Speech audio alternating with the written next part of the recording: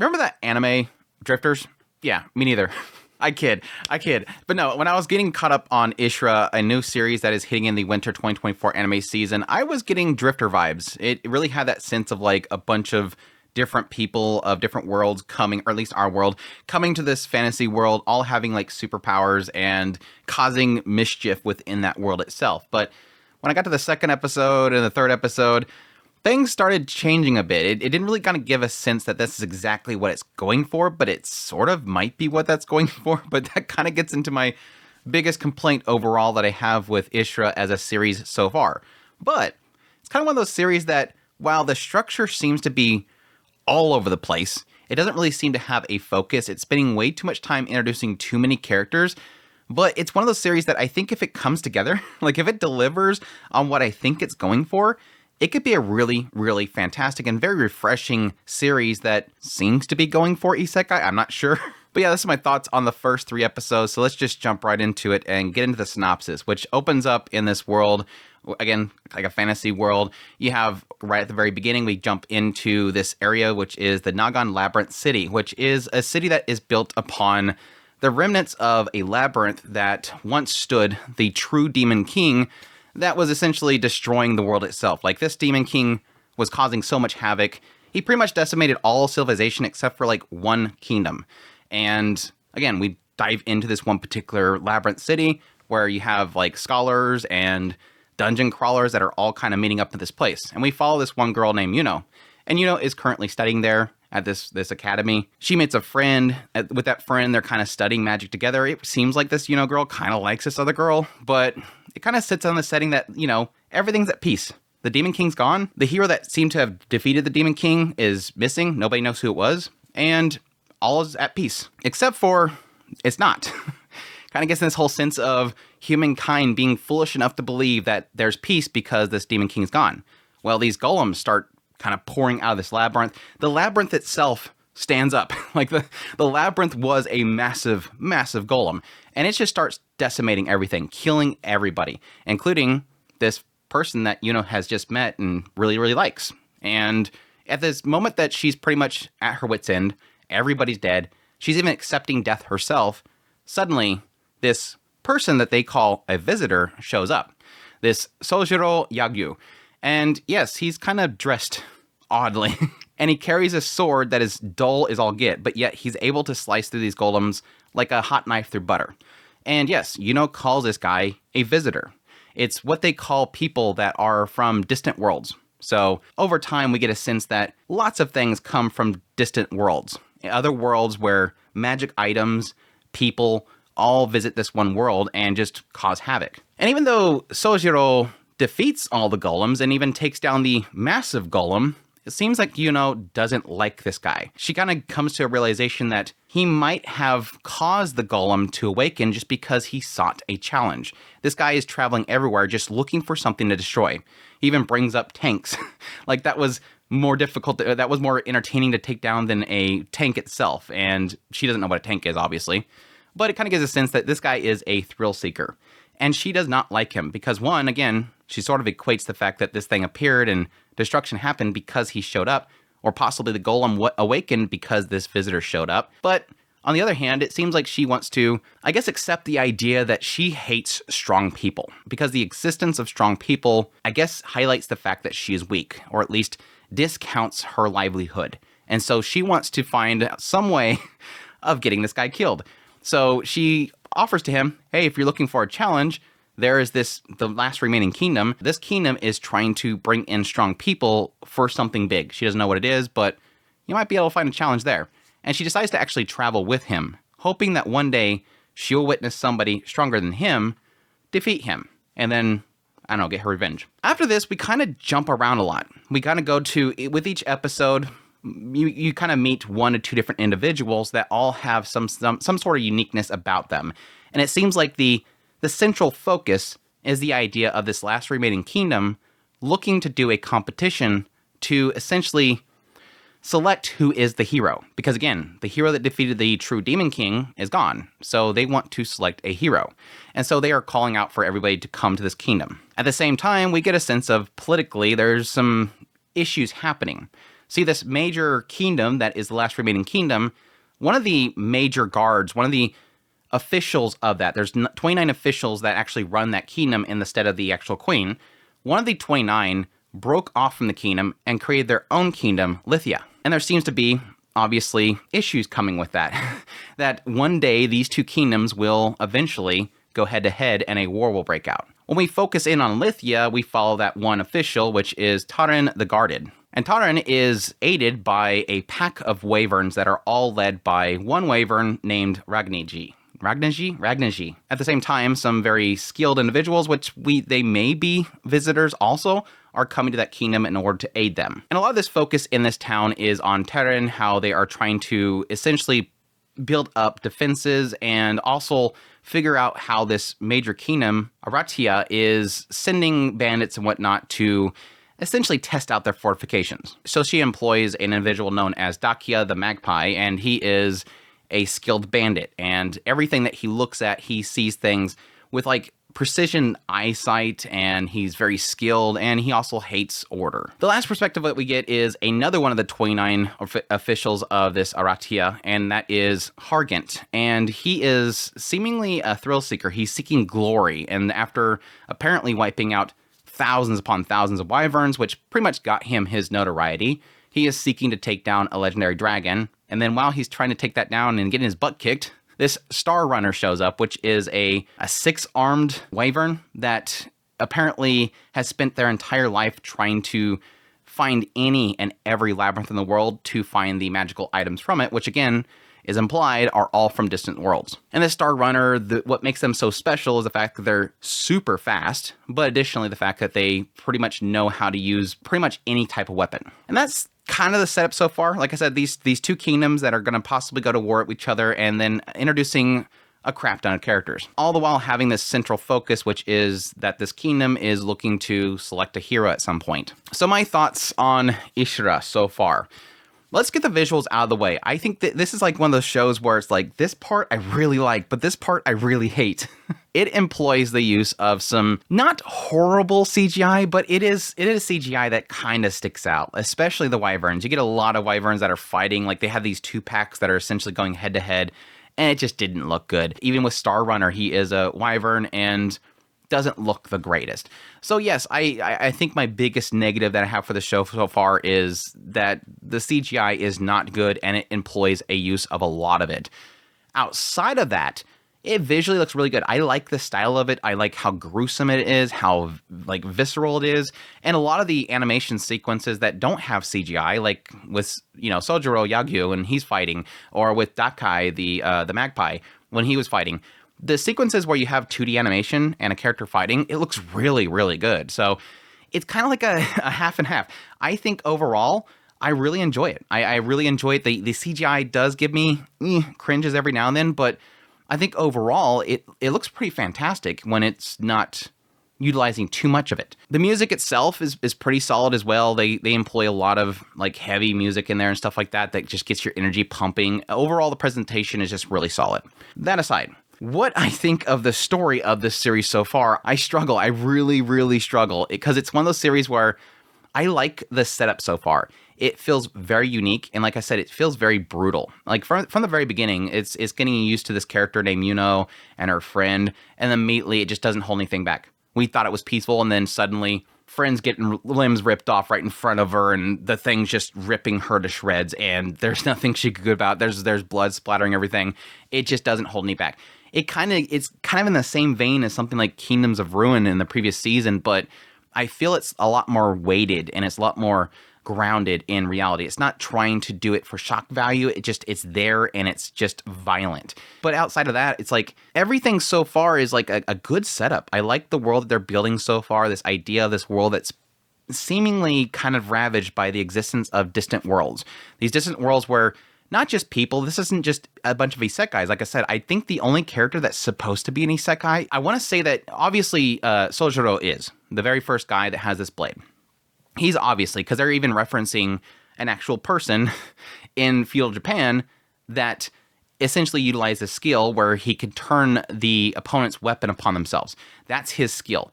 And it seems like it's pointing out unique abilities of each individual which I'm essentially assuming means that they are a visitor.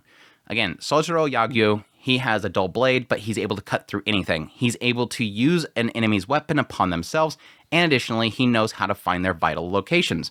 So with this massive golem, he's able to figure out really quickly where its vital spot is. Dakai the Magpie, again, he has the ability to essentially see things very clearly. He can actually even look through walls, like almost like thermal detection. And additionally, he's very precise. So that kind of leads into what his ability is.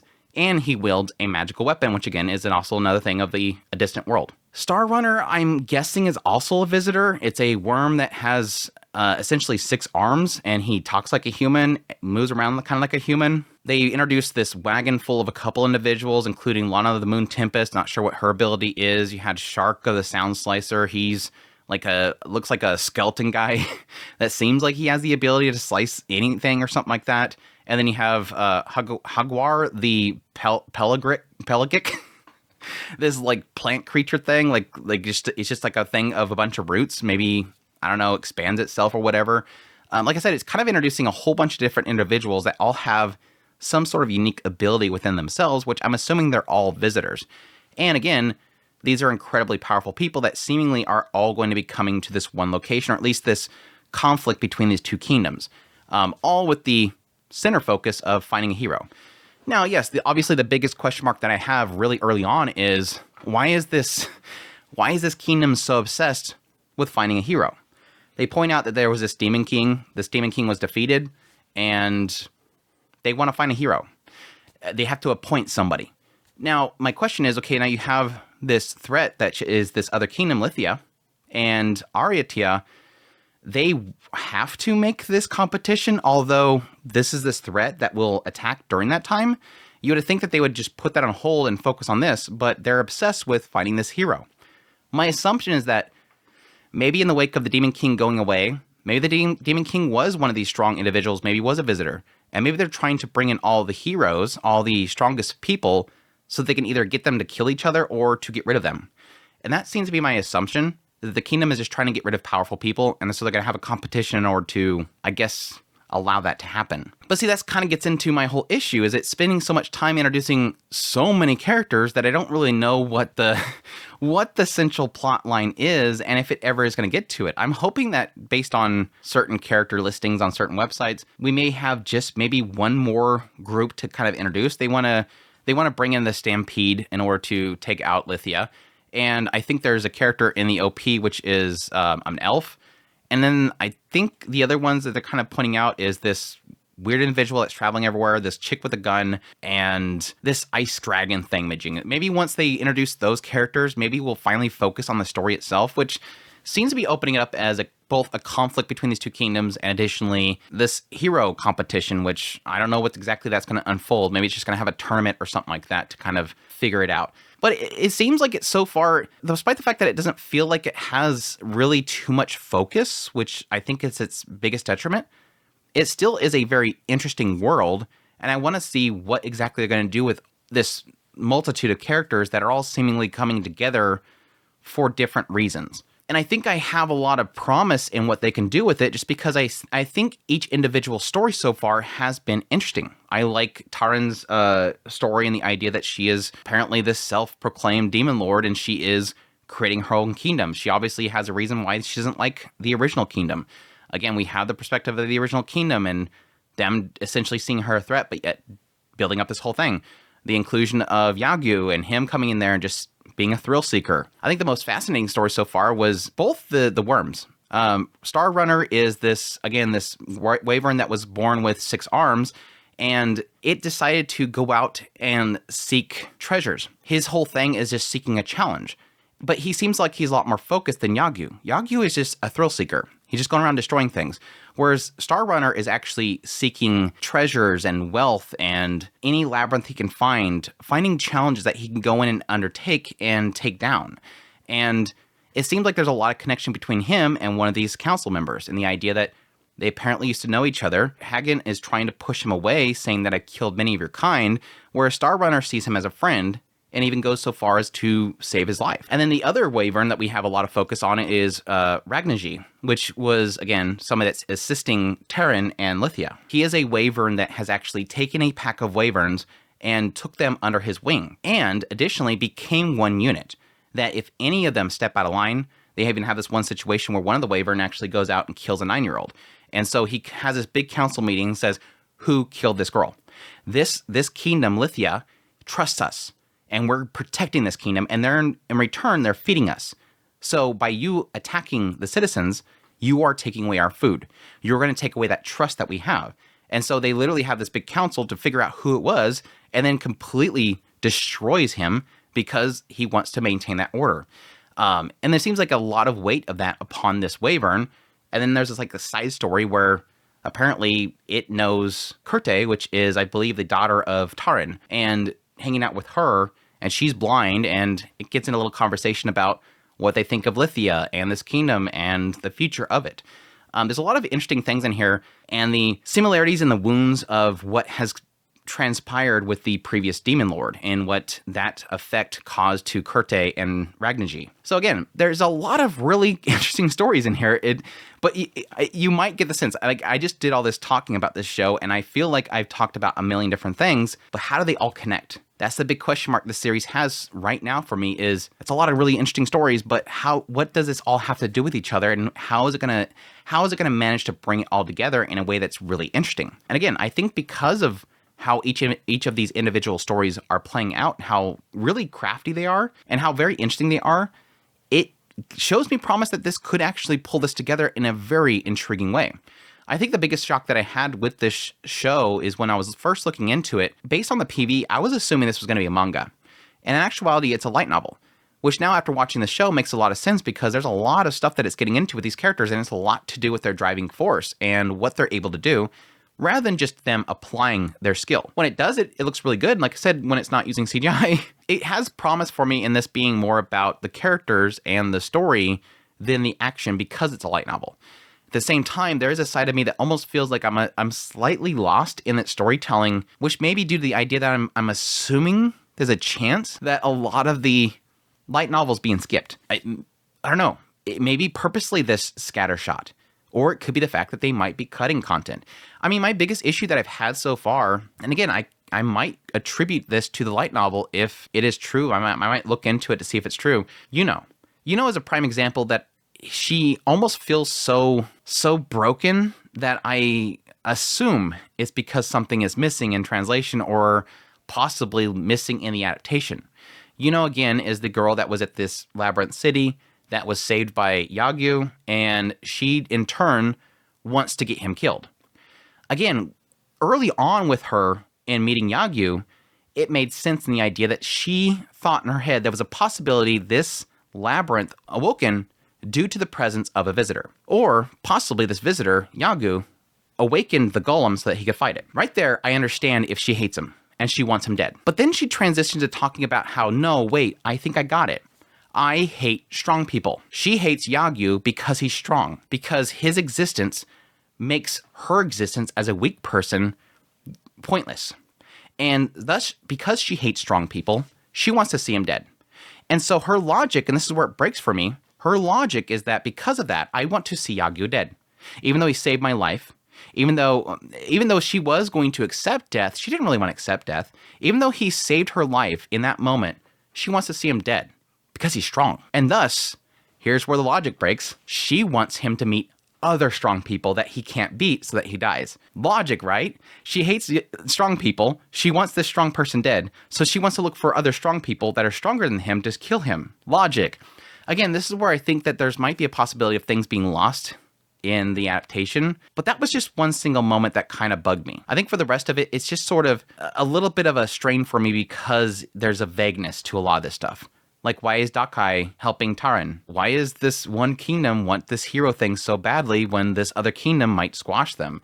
Why is Lana the Moon Tempest and Shark and Hagwar, why are they going to help out Lithia? There's a lot of logic here that's missing, and I'm hoping those holes get filled before, again, it goes too far, and then things just feel like a complete scattershot in the end. Anyways, again, in the end, very intriguing. Very interested to see where this goes from here. It's very unique feeling, very brutal at times, and it's got a really nice setup that hopefully focuses a bit more.